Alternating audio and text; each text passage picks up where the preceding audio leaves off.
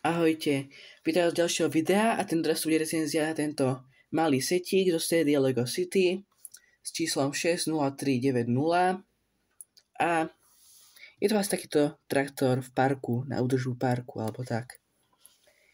Je takáto figurka nejakého pracovníka, má nejaké nohavice na traky, logo nejakých listov, má len jeden výraz tváre, zelenú šiltovku, taký obyčajný panáčik, ale pekný.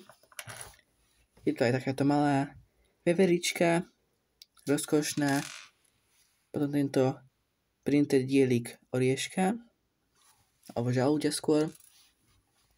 Tento strom obyčajný, krhla a nejaké takéto sedenice alebo čo, s nejakou lienkou malou. A tieto všetky veci sa dajú do tohto akoby vozíka, čo má tento traktor za sebou. A tak to môže pekne previesť. A teraz si vám ukážem tento samotný traktor. Teda tento traktor je takáto malá pekná stavbička. Má zadné kolesa väčšie ako predné, čo je normálne u traktorov.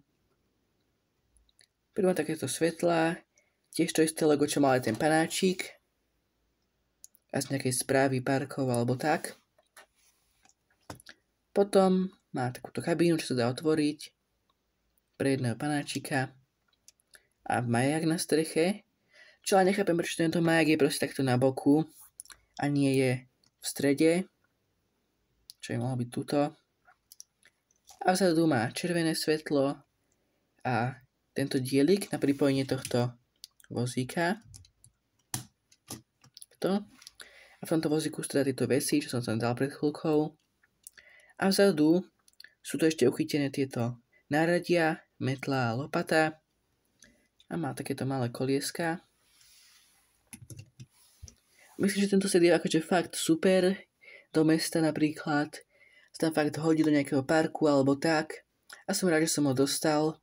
A podľa mňa je 10 z 10 určite. A teda to z tohto videa všetko. Majte sa dobre. A sa mi lúčim. Dajte like, odber, komentár.